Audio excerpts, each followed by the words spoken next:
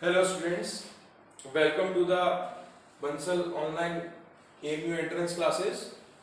Today we have taken the topic Elementary Indian Polity. Elementary Indian Polity इस topic में हम उन सब टॉपिक्स को पढ़ेंगे जो हमारे इंडिया की एलिमेंट्री पॉलिटिक्स है, मतलब हम बेसिक कॉन्सेप्ट्स को पढ़ेंगे, बेसिक चीज़ों को पढ़ेंगे। जैसे कौन कौन से टॉपिक हम कवर करेंगे? We are covering the topic our constitution. हम पहले अपना कॉन्स्टिट्यूशन को एलिमेंट्री रूप से समझेंगे कि कैसे हमारा कॉन्स्टिट्यूशन बना, किसने बनाया, क्या हुआ उसमें, कैसे कैसे क्या क्या हुआ था, क्या क्या चीज़ें हैं उसमें। उसके बाद हम अपने फंडामेंटल राइट्स जो इसी कॉन्स्टिट्यूशन का पार्ट है उसको पढ़ेंगे। इसके बाद हम पढ़ेंगे पार्लियामेंट के बारे में। पार्लियामेंट में पढ़ेंगे पार्लियामेंट में होता क्या है, कौन कौन होता है, कैसे काम होता है, कौन सा हाउस होता है, कितने मेंबर्स होते हैं किस हाउस में, कौन सा मेंबर कहाँ से आता है, कौन किसको इलेक्ट करता है, ये सब पढ़ेंगे। उनके टेन्योर के बारे में पढ़ेंगे, उनकी एलिजिबिलिटीज के बारे में पढ़ेंगे। फिर हम देश के first person the president of India के बारे में पढ़ेंगे। उसके साथ हम prime minister and council of ministers के बारे में पढ़ेंगे, जुडिशरी के बारे में पढ़ेंगे, election commission of India which is holding the responsibility to conduct free and fair election in India. Then we go through the budget. Budget के बारे में सिर्फ हम इतना पढ़ेंगे, बजट यानी जो सरकार पेश करती है हर साल कि कितना खर्चा करेगी वो। यूनियन टेरिटरीज के ऊपर पूछेंगे क्योंकि अभी इससे 2018-19 में काफी चेंजेस हुए हैं। फिर हम गवर्नर्स और चीफ मिनिस्टर्स के बारे में पढ़ेंगे और मिसलिनियस कवर करेंगे। अगर कुछ छूट जाता है इससे या इसके अलग जाता है या कोई भी ऐसी चीज होती तो हम उसको कवर करेंगे इसमें। तो एलिमेंट्री पॉलिटिक्स में हम इन सारे टॉपिक्स को कवर करना शुरू करेंगे। तो सबसे पहले हम जो टॉपिक लेंगे वो है हमारा the constitution of India. So students, सबसे पहले अब हम आते हैं द कॉन्स्टिट्यूशन ऑफ इंडिया को। The constitution of India was framed by the constituent assembly. किसने बनाया था इसे? कॉन्स्टिट्यूएंट असेंबली से। संविधान सभा भी कहते हैं। क्या कहते हैं इसे? संविधान सभा भी कहते हैं इसे। ठीक है, कॉन्स्टिट्यूएंट असेंबली बनाई गई थी। ये किसके रिकमेंडेशन में बनी थी? जैसे हमने इससे प्रीवियस लेक्चर में पढ़ा कि भाई ब्रिटिश पार्लियामेंट मिशंस भेजने 1942 से शुरू करा। जैसे क्रिप्स मिशन भेजा, फेल हो गया। अब इन लोगों ने कैबिनेट मिशन भेजा था। तो ये जो कॉन्स्टिट्यूएंट असेंबली थी ये किसके रिकमेंडेशन पे बनी थी? कैबिनेट मिशन की। ये बड़ा इंपॉर्टेंट क्वेश्चन होता है कि किसके रिकमेंडेशन पे कॉन्स्टिट्यूएंट असेंबली फॉर्म हुई थी। तो आंसर होगा इसका कैबिनेट मिशन। और कैबिनेट मिशन किस ईयर में आया था? 1946 में आया था। इसकी पहली मीटिंग जो होती है वो 9 दिसंबर 1946 को होती है, जिसमें टेम्परेरी चेयरमैन, सिर्फ टेम्परेरी चेयरमैन बनाए गए डॉक्टर सच्चिदानंद सिन्हा। ये क्वेश्चन कम आता है मगर फिर भी कंफ्यूजन ना हो, ध्यान से सुनिएगा। पहली मीटिंग हुई 9 दिसंबर को और दूसरी मीटिंग होती है 11 दिसंबर को, ठीक 2 दिन बाद। मगर क्योंकि मीटिंग हुई थी इसलिए डॉक्टर सच्चिदानंद सिन्हा को टेम्परेरी चेयरमैन बनाया गया। इसके बाद जो सेकंड मीटिंग होती है वो होती है 11 दिसंबर 1946 को, जिसमें चेयरमैन बनाया गया डॉक्टर राजेंद्र प्रसाद को। टोटल टाइम जो इंडियन कॉन्स्टिट्यूशन को ड्राफ्ट होने में लगा था वो लगा था 2 साल 11 महीने 18 दिन। इस कॉन्स्टिट्यूएंट असेंबली में कई सारी कमेटीज भी थी, जिसमें सबसे इंपॉर्टेंट कमेटी थी ड्राफ्टिंग कमेटी। कौन सी थी? Drafting committee. और ड्राफ्टिंग कमेटी के हेड जो थे उनका नाम था डॉक्टर बी.आर. अंबेडकर। और डॉक्टर बी.आर. अंबेडकर को फादर ऑफ इंडियन कॉन्स्टिट्यूशन भी कहा जाता है। अब ध्यान से समझिएगा, ये आपका जितना भी इसमें जो सिलेबस है वो आपने क्लास 9th में भी बहुत सारा पढ़ा है, कुछ क्लास 10th में भी पढ़ा है और उससे कुछ पहले क्लासेस में 8th में भी पढ़ा है आपने। तो इसलिए ये रिवीजन मोड में है, इसको समझिएगा बहुत अच्छे से।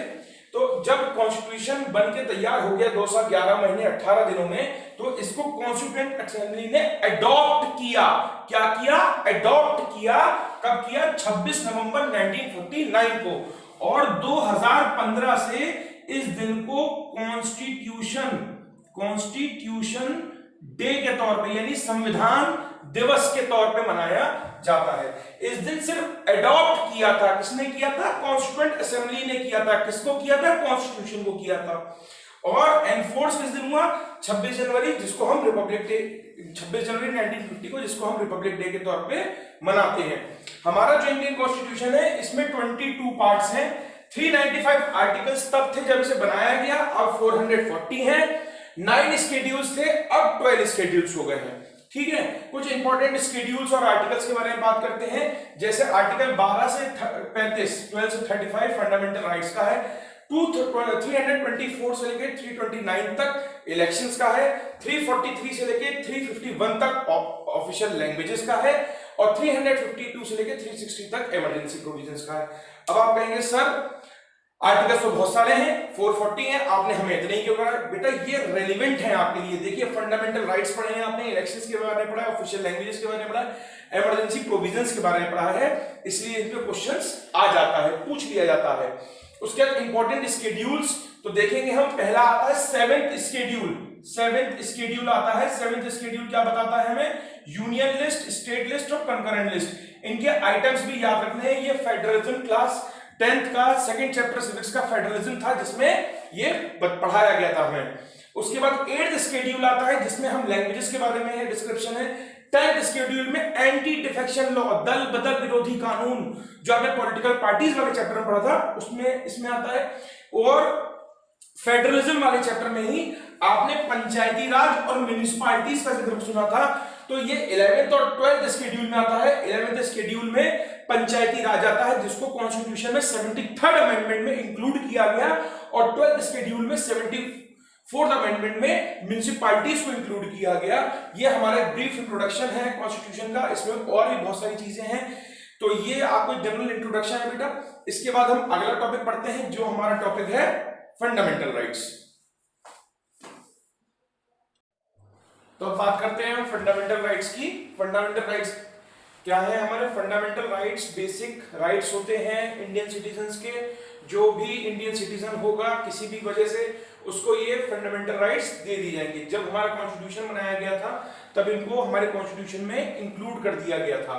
ये बाय डिफॉल्ट और एवरी इंडियन सिटीजन को दिए जाएंगे।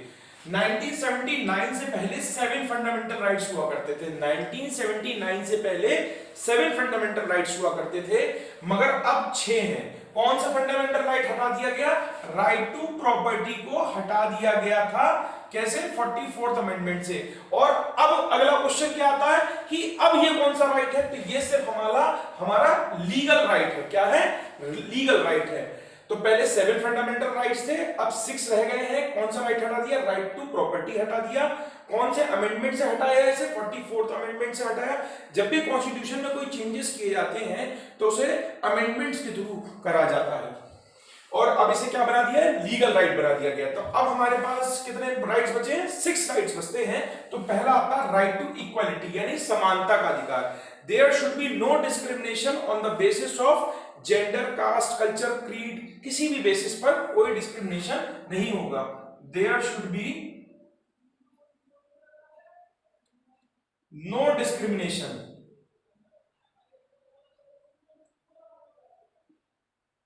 on the basis of caste, culture, religion, gender, language, किसी भी बेसिस पे कोई भी डिस्क्रिमिनेशन नहीं होगा। अनटचेबिलिटी को एबॉलिश कर दिया गया, यानी छुआछूत जो हमारे डिस्क्रिमिनेशन कास्ट इक्वेशन की वजह से था। टाइटल्स को एबॉलिश कर दिया गया। टाइटल्स जैसे राजा, महाराजा टाइटल्स सिर्फ एकेडमिक और आर्मी टाइटल्स को यूज करने के लिए अलाउ करा गया।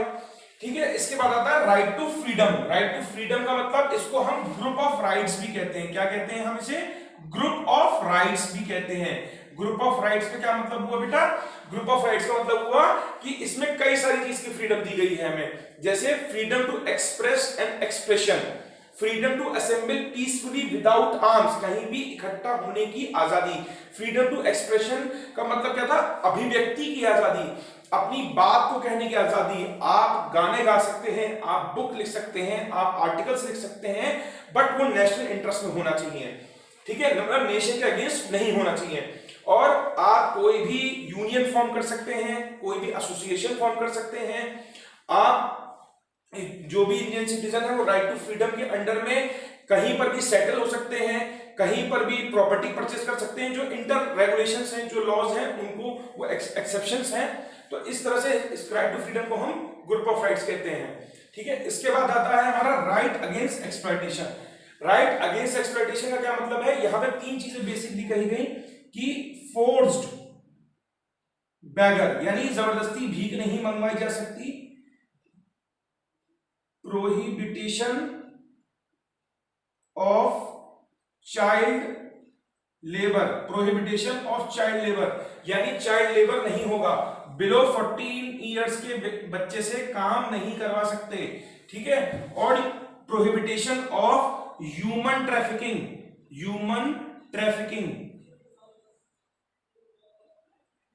ह्यूमन ट्रैफिकिंग का यहां पे मतलब है कि इमोरल पर्पसेस के लिए ह्यूमंस को गलत तरीके से एक देश से दूसरे देश ले जाया जाता है, इसको प्रोहिबिटेड करा गया राइट अगेंस्ट एक्सप्लॉयटेशन में। इसके बाद आता है हमारा right to freedom of religion, right to freedom. ये राइट इसलिए जरूरी था इंडिया के लिए क्योंकि इंडिया में बहुत सारे रिलीजन्स हैं और इंडिया जो है वो एक सेकुलर स्टेट है। कैसी स्टेट है? सेकुलर स्टेट है। सेकुलर का मतलब धर्मनिरपेक्ष, जो किसी भी रिलीजन को फॉलो नहीं करता ऑफिशियली, जो सभी रिलीजन्स को इक्वली लेके चलता है। जैसे अमेरिका एक क्रिश्चियन कंट्री है, श्रीलंका जो क्लास 10th में आप लोगों ने पढ़ा एक सिन्हाला एक बुद्धिस्ट कंट्री है, मगर इंडिया एक सेकुलर कंट्री है। Means the Indian constitution treats all religions equally. अब राइट टू फ्रीडम क्यों दिया गया? राइट टू फ्रीडम का मतलब है, फ्रीडम ऑफ रिलीजन का मतलब है कि आपको अपने धर्म को प्रचार करने की, प्रोफेस, प्रैक्टिस एंड प्रोपोगेट करने की पूरी आजादी दी गई है। तो ये right to freedom of religion में दिया गया। आप अपने धर्म का प्रचार कर सकते हैं, उसके प्रैक्टिसेस कर सकते हैं जो भी बताई गई हैं, मगर जैसे डिस्ट्रिक्ट एडमिनिस्ट्रेशन कह देता है या स्टेट एडमिनिस्ट्रेशन किसी भी लॉ एंड ऑर्डर की सिचुएशन को कंट्रोल करने के लिए कह देता है कि भाई आपको अगर कोई भी रिलीजियस प्रैक्टिस करनी है तो आप पहले डिस्ट्रिक्ट एडमिनिस्ट्रेशन से परमिशन ले लीजिए। जैसे जुलूस वगैरह निकाले जाते हैं तो उसमें ट्रैफिक मैनेजमेंट के लिए ऐसा करा जाता है। अब आता है cultural and educational right. Cultural and educational right का मतलब यहाँ पे क्या है कि अपने कल्चर को, अपनी लैंग्वेज को, कुछ पॉपुलेशन ऐसी है देश में जो बहुत कम है और उनका हो सकता है कोई कल्चरल लैंग्वेज रही हो तो उसको प्रिजर्व करने की पूरी राइट्स दिए गए हैं।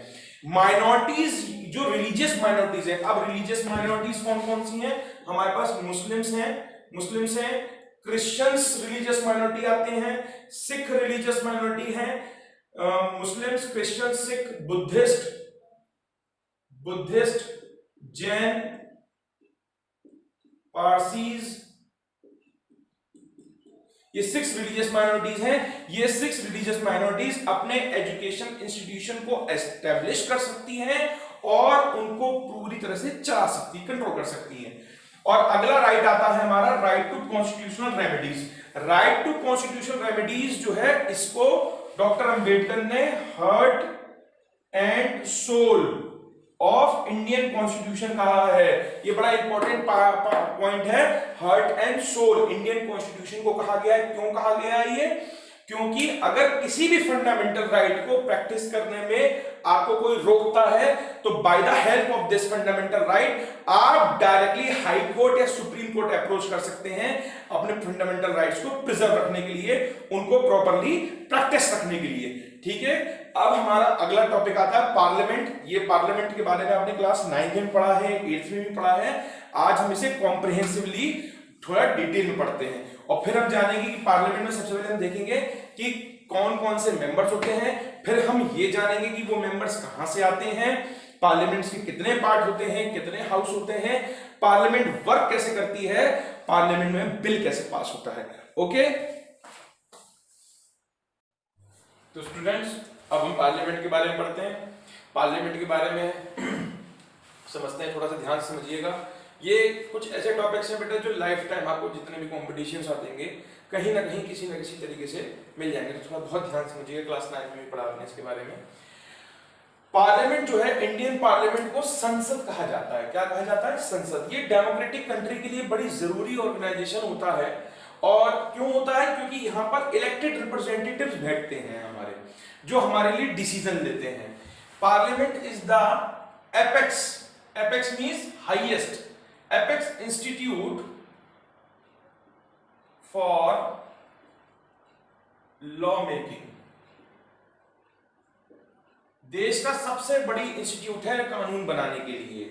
यहीं पे देश के लिए कानून बनाए जाते हैं। पार्लियामेंट से बने हुए कानून पूरे देश में लागू किए जाते हैं। ठीक है। और पार्लियामेंट को, इंडियन पार्लियामेंट को क्या कहते हैं हम? संसद कहते हैं। क्या कहते हैं? संसद।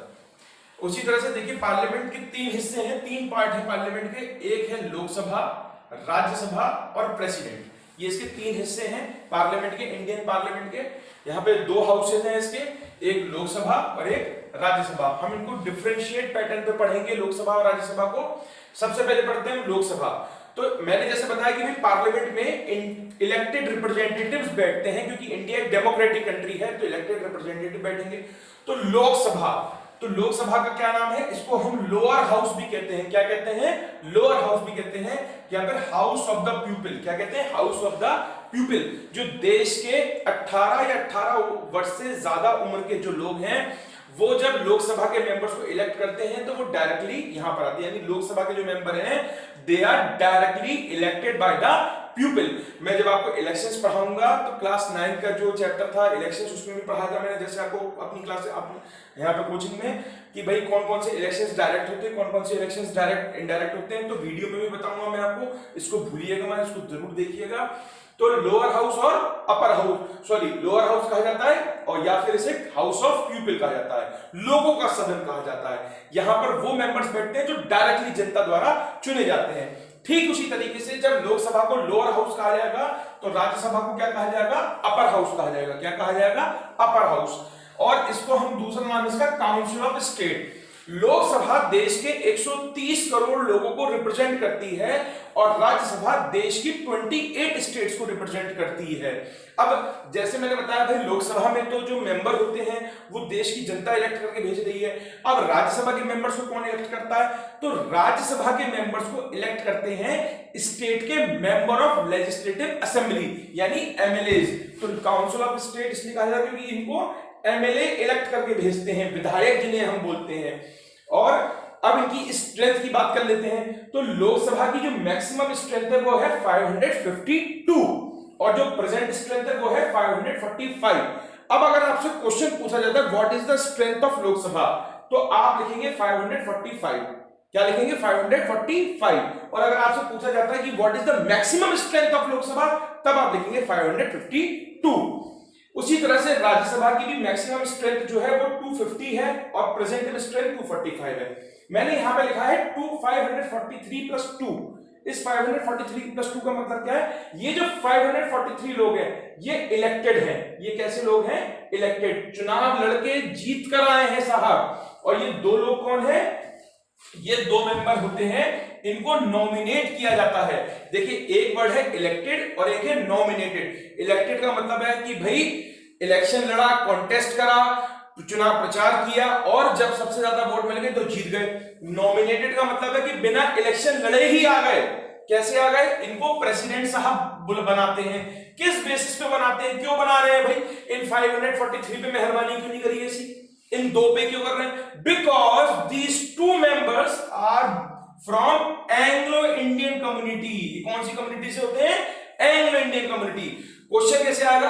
हाउ मेनी मेंबर्स आर, बड़ा simple question, how many members are nominated in Lok Sabha? 2।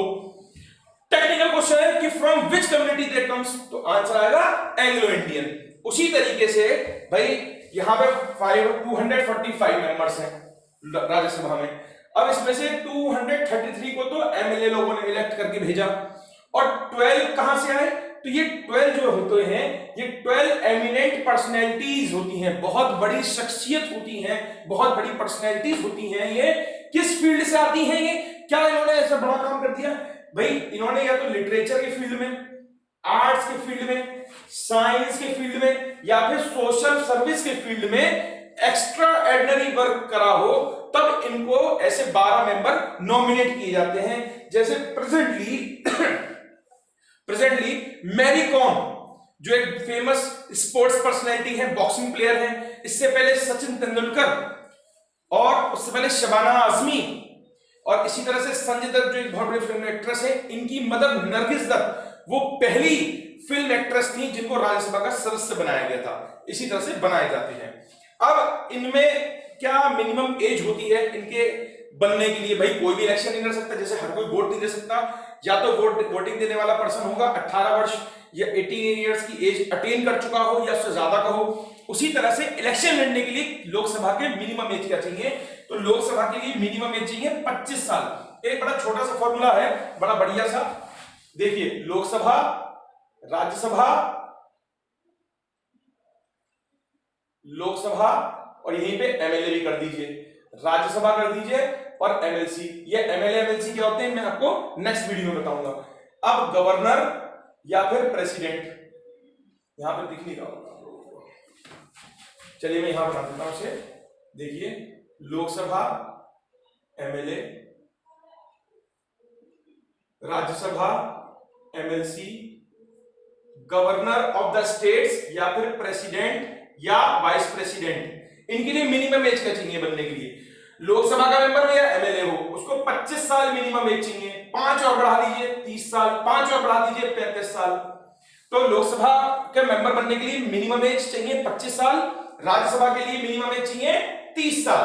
ठीक है, अब ये कितने समय के लिए चलता है, तो ये हाउस जो है Lok Sabha dissolves after every 5 year, हर 5 साल के बाद चुनाव होते नहीं होते। अभी 2019 में चुनाव हुए थे, इससे पहले 2014 में चुनाव हुए थे, इससे पहले 2009 में चुनाव हुए थे, अब 2024 में चुनाव होंगे। तो लोकसभा डिसॉल्व करी जाती है हर 5 साल बाद। अब जब लोकसभा 5 साल बाद डिसॉल्व करी जाती है तो इनके मेंबर भी 5 सालों के लिए ही चुने जाते हैं। मगर राज्यसभा का मामला थोड़ा सा अलग है भैया। राज्यसभा क्या अलग है, ये हर 5 साल बाद लोकसभा डिसॉल्व होती है, बट राज्यसभा नेवर डिसॉल्व्स, ये कभी भी डिसॉल्व नहीं होती है, इसलिए इसको परमानेंट हाउस भी कहा जाता है। क्या कहा जाता है, permanent house, upper house, council of state और परमानेंट हाउस भी कहा जाता है इसे। बट इसके 1/3 मेंबर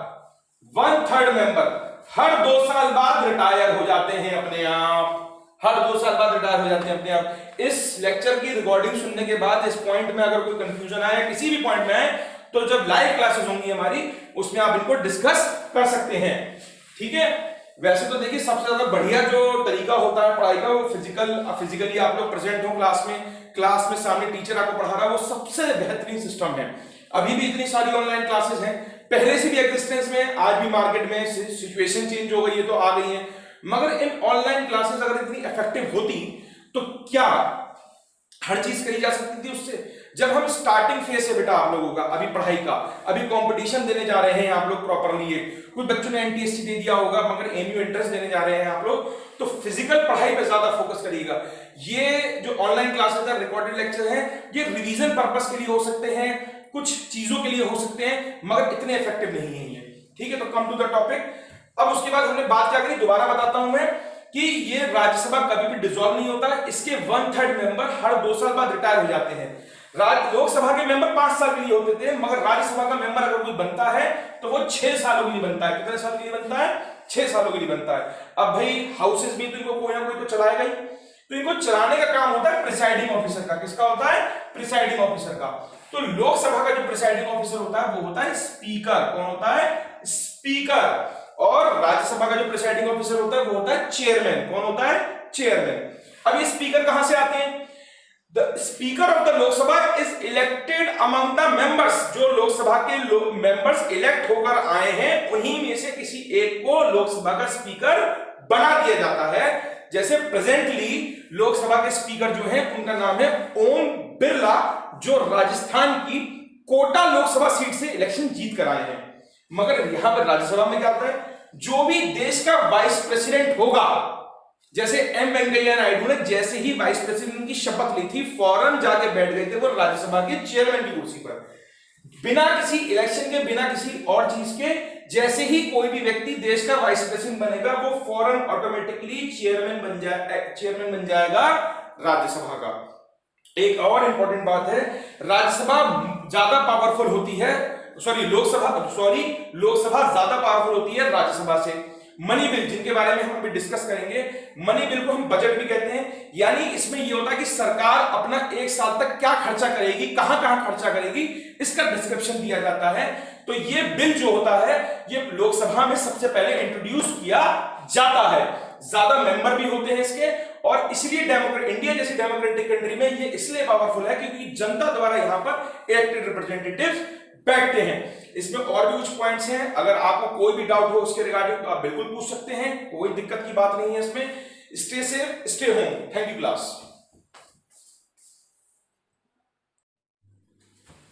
स्टूडेंट्स, अभी हम लोगों ने पार्लियामेंट को पढ़ा था, पार्लियामेंट के बारे में पढ़ा कि हाउसेज होते हैं, कितने मेंबर्स होते हैं, कैसा होता है।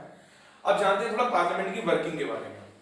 तो पार्लियामेंट की वर्किंग के बारे में जानने से पहले ये जानते हैं कि भाई कानून आता कैसे। देखिए, कभी भी कोई लॉ जब आएगा पार्लियामेंट में तो उसको तब कहा जाता है बिल, BILL बिल, यानी हिंदी में से कहा जाता है विधेयक। अब ये बिल कितने तरीके के होते हैं, तो बिल यहाँ पे मेजरली मैंने 4 तरीके के लिखे हैं, जिसमें सबसे पहले आता है ऑर्डिनरी बिल। ऑर्डिनरी बिल इसको कोई भी ला सकता है, इसको गवर्नमेंट द्वारा भी लाया जा सकता है या फिर कॉमन मेंबर द्वारा भी लाया जा सकता है। अगर गवर्नमेंट को ये बिल लाना है तो कोई भी प्रायर नोटिस, पहले नोटिस देने की स्पीकर को कोई जरूरत नहीं है, और उसका कंसेंट, अगर मान लीजिए एजुकेशन के ऊपर बिल आना है तो HRD मिनिस्टर लेकर आएंगे, ट्रांसपोर्टेशन के ऊपर कोई बिल आना है तो उनके मिनिस्टर लेकर आएंगे, डिफेंस के ऊपर कोई बिल आना है तो डिफेंस मिनिस्टर लेकर आएंगे। तो ये होता है। और अगर किसी कॉमन पर्सन को बिल ये प्रेजेंट करना है तो उसको 1 महीने की प्रायर परमिशन लेनी पड़ेगी, नोटिस देना पड़ता है स्पीकर को 1 महीने पहले। इसको किसी भी हाउस में प्रेजेंट किया जा सकता है ऑर्डिनरी बिल को, लोकसभा में या राज्यसभा में। प्रेसिडेंट की कोई कंसेंट की जरूरत नहीं होती है। जब ये लोकसभा राज्यसभा से पास हो जाएगा तब इसको भेजा जाएगा प्रेसिडेंट के पास उनके साइन होने के लिए। अब अगला बिल आता है मनी बिल। इसको हम बजट भी कहते हैं। क्या कहते हैं? बजट भी कहते हैं। बजट में अभी आपको थोड़ा सा उसके डिटेल है वो मैं दूंगा जब आपको और चीजों के दूंगा। तो बजट क्या होता है? इसको प्रेजेंट करने से पहले, मनी बिल को प्रेजेंट करने से पहले प्रेसिडेंट की प्रायर, यानी पार्लियामेंट में लाने से पहले प्रेसिडेंट को दिखाया जाता है, उनकी कंसेंट रिटन में ली जाती है और सिर्फ लोकसभा में ही इंट्रोड्यूस करा जाएगा। यानी जब ये बिल आएगा पार्लियामेंट में तो सबसे पहले कहां जाएगा? लोकसभा में, और इसे पास किया जाएगा। इसमें मनी बिल में सरकार क्या खर्चे करेगी अपने 1 साल में उसका डिस्क्रिप्शन होता है, क्या क्या करेगी। इसके बाद आता है फाइनेंस बिल। इसके लिए भी प्रेसिडेंट की कंसेंट चाहिए और लोकसभा में ही लाया जाता है। अब आप कहेंगे सर दोनों में डिफरेंस क्या है? भाई सर ये समझ में आ गया, ऑर्डिनरी बिल है, कोई भी जो डे टू डे वर्किंग होती है, कोई भी नया लॉ, कोई ऐसी चीज आनी है, नया सिस्टम आना है। अब मनी बिल क्या होता है? भाई ये तो पैसे के खर्चे का हो गया। फाइनेंशियल बिल क्या होता है? तो बेटा दोनों में डिफरेंस क्या होता है, ध्यान से सुनिएगा। Every money bill is financial bill, every money bill is financial bill, but not every financial bill is money bill. क्यों? क्योंकि मनी बिल में जब लाया जाता है तो उसमें सरकार कहां क्या खर्चे कर रही है और टैक्स में भी चेंज करती है, नया कोई टैक्स इंट्रोड्यूस कर सकती है। और फाइनेंशियल बिल में क्या होता है? देखिए एक बेसिक कॉन्सेप्ट समझ लीजिए। मनी बिल मतलब पैसे का जाना और फाइनेंशियल बिल मतलब पैसे का आना। जब सरकार पैसा कमाने के लिए जो टैक्स लगाती है तो फाइनेंशियल बिल में काउंट हो जाता है, और जब वो सरकार जब पैसा खर्च डेवलपमेंट वर्क के लिए करती है तब उसको मनी बिल हो जाता है। इसके बाद कॉन्स्टिट्यूशनल बिल आता है। ये साउथ अफ्रीका से अडॉप्ट करता है ये सिस्टम हमने। कॉन्स्टिट्यूशनल बिल में अगर संविधान में कोई भी चेंज करना है तो उसके लिए कॉन्स्टिट्यूशन बिल लाया जाएगा। प्रेसिडेंट की कोई इसमें मेजर कंसेंट की जरूरत नहीं होती है पहले, और ये किसी भी हाउस में लाया जा सकता है। यानी सिर्फ मनी बिल और फाइनेंशियल बिल ऐसे होते हैं जो सिर्फ पहले लोकसभा में लाए जाते हैं, और ऑर्डिनरी बिल और कॉन्स्टिट्यूशनल बिल किसी भी हाउस में लाया जा सकता है। अब बात करते हैं कि भाई पार्लियामेंट में कानून कैसे बनता है। कानून कैसे बनता है तो ध्यान से समझिएगा। हम एक बिल का एग्जाम्पल लेके चलते हैं। सबसे पहले मैं आपको मनी बिल के बारे में भी और जानकारी दे देता हूं, ध्यान से समझिएगा। मनी बिल सबसे पहले कहां लाया जाता है? लोकसभा में। अब लोकसभा में जब आएगा कोई भी बिल आए, चाहे मनी बिल आए चाहे कोई भी बिल आए, तो पहली होगी फर्स्ट रीडिंग, सेकंड रीडिंग और थर्ड रीडिंग। अब ये तीनों रीडिंग क्या होती हैं? यानी बिल को पहले प्रेजेंट कराया जाएगा, सारे मेंबर्स को प्रेजेंट कराया जाएगा, फिर बिल पे डिबेट होगी, सब अपना पक्ष विपक्ष रखेंगे, सब अपनी बातें कहेंगे। ऐसा जरूरी नहीं है कि अगर कोई भी बिल लाया जाए, कोई भी बिल लाया जाए तो उसमें गवर्नमेंट जो मान लीजिए जैसे अभी बीजेपी गवर्नमेंट सेंट्रल में है पावर में, तो उनका मेंबर भी इस पे कोई भी क्वेश्चन पूछ सकता है उस कंसर्न मिनिस्टर से या गवर्नमेंट से। अब जब यहां पर उसके बाद फिर वोटिंग होगी। अगर वोटिंग में ये बिल पास हो जाता है मनी बिल, तो वो जाएगा लोग राज्यसभा में। कहां जाएगा? राज्यसभा में। मैं ये बता रहा हूं सिर्फ आपको case of the money bill.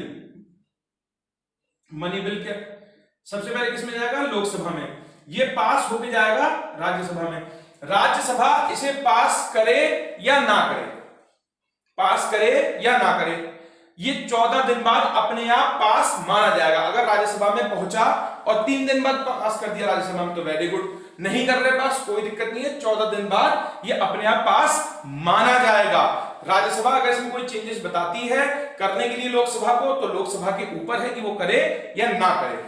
अब जब राज्यसभा से बिल पास हो जाएगा तब जाएगा ये प्रेसिडेंट के पास। अब प्रेसिडेंट इसको मना नहीं कर सकते, मनी बिल को मना नहीं कर सकते, और प्रेसिडेंट जैसे ही इसमें साइन कर देंगे ये बिल बन जाएगा लॉ। तो ये मैंने मनी बिल के बारे में बताया आपको कि मनी बिल सबसे पहले लोकसभा में आएगा, 3 रीडिंग होंगी, उसके बाद राज्यसभा में जाएगा, 14 दिन में पास करा तो ठीक, नहीं तो अपने आप पास माना जाएगा। इसके बाद दूसरे बिल्स के बारे में बताता हूं, जैसे ऑर्डिनरी बिल कह दीजिए या कॉन्स्टिट्यूशनल बिल, ये लोकसभा या राज्यसभा कहीं से भी शुरू हो सकता है। अगर बिल राज्यसभा से शुरू हुआ, मान लीजिए ऑर्डिनरी बिल है राज्यसभा से शुरू हुआ, तो वहां पे भी ये 3 प्रोसेस होंगे।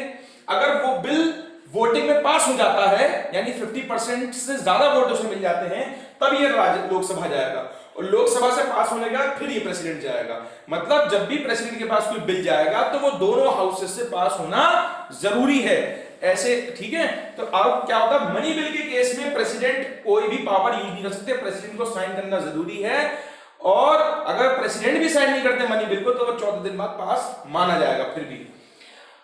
मगर बाकी किसी बिल में प्रेसिडेंट उस बिल को अपने पास रख सकते हैं या वापस पार्लियामेंट को भेज सकते हैं। मान लीजिए प्रेसिडेंट ने कोई बिल लोकसभा राज्यसभा से पास होकर लोकसभा में जाता है, और लोकसभा के बाद जाता है ये प्रेसिडेंट के पास। प्रेसिडेंट सिर्फ इसको एक बार, ओनली 1 टाइम, सिर्फ एक बार पार्लियामेंट को वापस कर सकते हैं, और अगर पार्लियामेंट चाहे तो उसमें चेंज करे या ना करे। अगर एज इट इज भी प्रेसिडेंट के पास बिल भेज दिया तो प्रेसिडेंट को उस पर साइन करना जरूरी है, क्योंकि ये कॉन्स्टिट्यूशन है। तो देखिए इसको दोबारा समराइज करते हैं। मैंने मेजरली 4 तरीके की बिल ली है, ordinary bill, money bill, financial bill, constitutional bill. Money bill 2 तरीके, ऑर्डिनरी बिल 2 तरीके का होता है। या तो गवर्नमेंट का कोई मिनिस्टर उसको इंट्रोड्यूस कर रहा है तो उसको कोई नोटिस नहीं देना है, कंसर्न मिनिस्टर कर सकता है। कॉमन मेंबर उसको कर सकता है, मगर उसको 1 महीने पहले नोटिस देना होगा। अगर वो लोकसभा का मेंबर है तो उसको स्पीकर को नोटिस देना होगा, अगर वो राज्यसभा का मेंबर है तो उसको चेयरमैन को नोटिस देना होगा, या जो भी उनकी पोस्ट पे बैठा हुआ होगा उनकी चेयर पे होगा।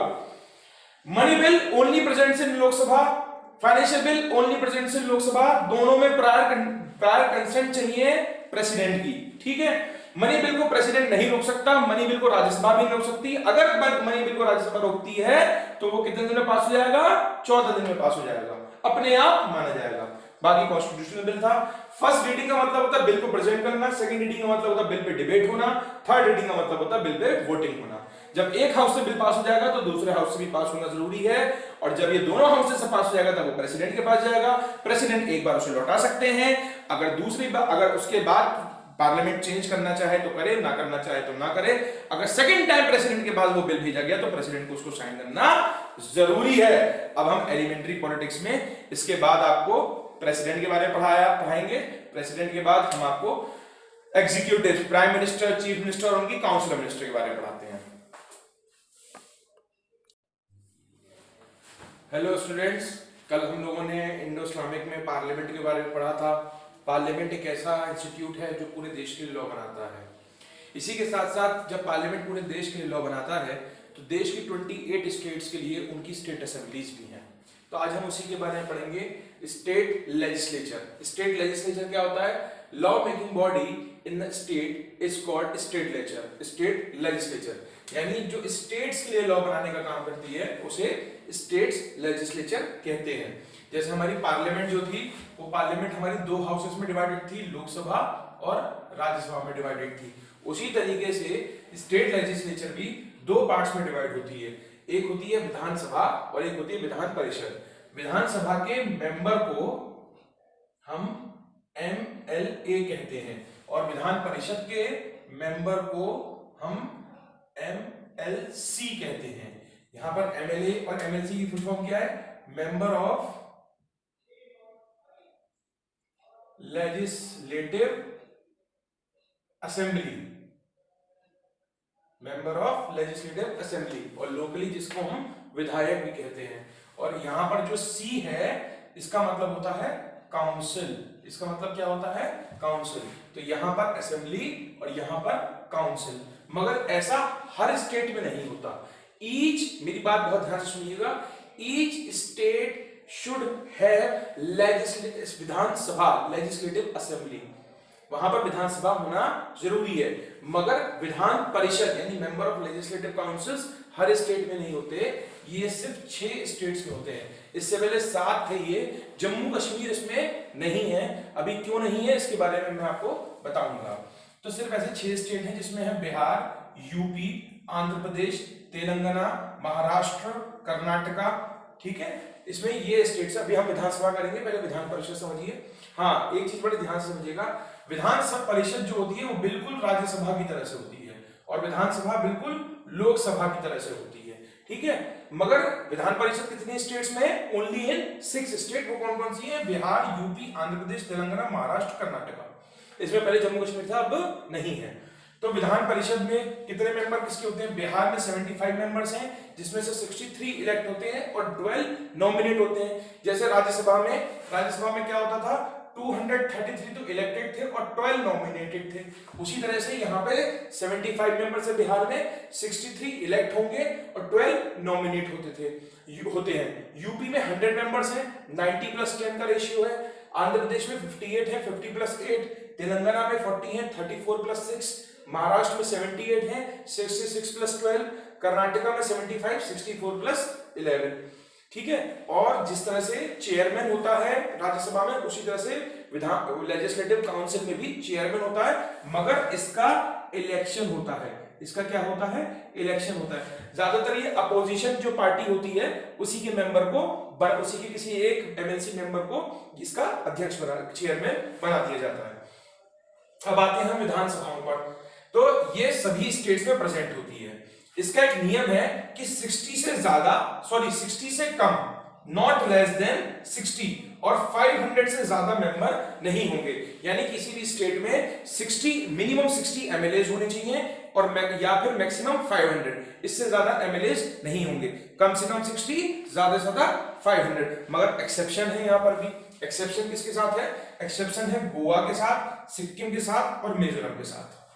किसके साथ एक्सेप्शन है? गोवा, सिक्किम और मिजोरम। गोवा में 40 है एमएलए। यहाँ पे क्या है? कितने एमएलए हैं? 40 एमएलए हैं। सिक्किम में 32 एमएलए हैं। देखिए यहाँ पे 60 की बात करी थी कि हमने 60 से कम नहीं होनी चाहिए, मगर यहाँ पे गोवा में कितने हैं? 40। सिक्किम में 32, मिजोरम में 40, पुडुचेरी में 33, न्यू दिल्ली में 70। न्यू दिल्ली को इसलिए लिया है क्योंकि न्यू दिल्ली आधा स्टेट है और आधा यूनियन टेरिटरी है। इसके अलावा कुछ ऐसी यूनियन टेरिटरीज भी हैं जहां पर स्टेट असेंबलीज हैं। जैसे यूनियन टेरिटरी है जम्मू कश्मीर, पुडुचेरी, और आधा स्टेट आधी न्यू दिल्ली है, ठीक है। तो इसलिए हमने यहां पर उसके बारे में बताया है। अब इसके प्रिसाइडिंग ऑफिसर के बारे में बात करते हैं विधानसभा की। इसका होता है स्पीकर, और ये भी इलेक्टेड होता है अमंग द मेंबर्स। जिस तरह से लोकसभा का टेन्योर 5 इयर्स का होता है और हर 5 इयर्स के बाद वो डिसॉल्व हो जाती है, ठीक उसी तरह से विधानसभा का भी टेन्योर होता है जो हर 5 इयर्स के बाद डिसॉल्व हो जाती है। इसके मेंबर को बनने के लिए भी 25 जो एलिजिबिलिटीज लोकसभा के मेंबर्स को बनने के लिए चाहिए, वही भी एलिजिबिलिटीज विधानसभा के मेंबर्स को भी चाहिए। उसी तरह से जिस तरह से एमएलसी राज्यसभा काम करती है, उसी तरह से विधान परिषद काम करती है। मगर ये सिर्फ कितनी स्टेट्स में से? 6। इतना इन डिटेल जाकर कभी नहीं पूछा जाता कि कहां पर कितना है, मगर फिर भी नॉलेज के लिए होना चाहिए, ठीक है। यहां पर मैं एक चीज बताना चाहूंगा, जम्मू कश्मीर के संग क्या हुआ है। जम्मू कश्मीर 2019 को अक्टूबर में इसको यूनियन टेरिटरी बना दिया गया है। और जम्मू कश्मीर में पहले जम्मू कश्मीर और लद्दाख रीजन हुआ करता था, और अब क्या कर दिया गया? जम्मू कश्मीर को अलग यूनियन टेरिटरी बना दिया है और लद्दाख को अलग यूनियन टेरिटरी बना दिया है। इससे बनने से पहले जम्मू कश्मीर में नंबर ऑफ एमएलसी 36 हुआ करते थे। ये अगर यहाँ पर एमएलसीज रहेंगे, क्योंकि अभी सब कुछ वहां पे री एवोल्यूशन चल रहा है, दोबारा से वहां पे विधानसभाएं बनाई जा रही हैं, ये पूरा अंडर प्रोसेस है अभी। तो अभी तक क्या स्थिति थी? 37 जम्मू से एमएलए आते थे, 46 कश्मीर से और 4 लद्दाख से आते थे। ये टोटल नंबर ऑफ 87 एमएलए हो जाएंगे। और एमएलसी कितने हुआ करते थे? 36। अब यूनियन टेरिटरी रहने के साथ साथ दिल्ली की तरह से, पुडुचेरी की तरह से ये अपनी स्टेट असेंबली तो रन कर सकती है। अब लेजिस्लेटिव काउंसिल रन होती है नहीं होती, ये देखते हैं इसे, ठीक है क्लास। तो जिस तरह से राज्यसभा काम करती है, उसी तरह से विधान परिषद भी काम करती है।